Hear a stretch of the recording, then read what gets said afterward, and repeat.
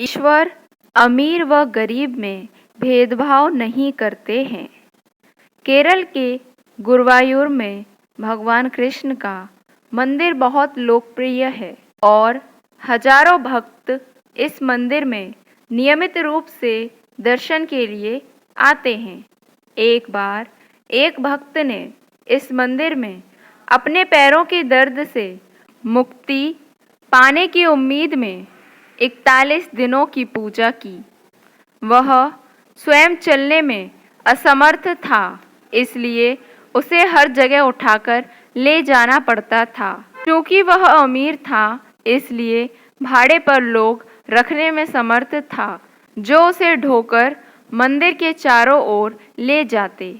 हर सुबह उसे नहाने के लिए मंदिर के तालाब तक उठाकर ले जाया करते थे। उसने इस प्रकार अपनी पूजा के 40 दिन पूर्ण कर लिए थे, परंतु उसकी श्रद्धापूर्ण तथा सच्ची प्रार्थना के बावजूद उसकी पीड़ा में कोई सुधार नहीं था। भगवान कृष्ण का एक और भक्त था जो गरीब था और उसी मंदिर में वह अपनी पुत्री के विवाह के लिए पूर्ण श्रद्धा से प्रार्थना कर रहा था। वर निर्धारित हो चुका था और उसकी बेटी की सगाई भी हो चुकी थी, पर उसके पास सोने के गहने खरीदने तथा विवाह का प्रबंध करने के लिए पैसे नहीं थे। इस भक्त के स्वप्न में भगवान आए और उसे अगली सुबह मंदिर के तालाब पर जाने का निर्देश दिया। भगवान ने भक्त को आदेश दिया कि उसे वहां सीढ़ियों पर एक छोटी सी थैली मिलेगी, जिसे लेकर वह पीछे देखे बिना भाग जाए।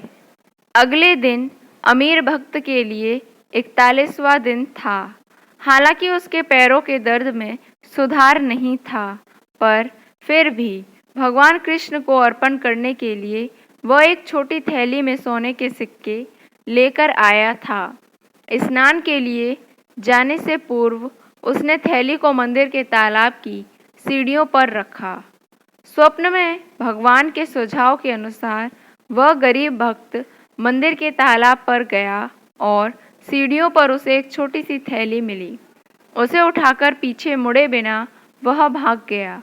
अमीर भक्त ने किसी को भगवान कृष्ण के लिए रखी थैली लेकर भागते हुए देखा। वह तत्काल पानी से बाहर निकला और उस चोर के पीछे भागने लगा। वह चोर को पकड़ नहीं पाया और निराश होकर लौट आया।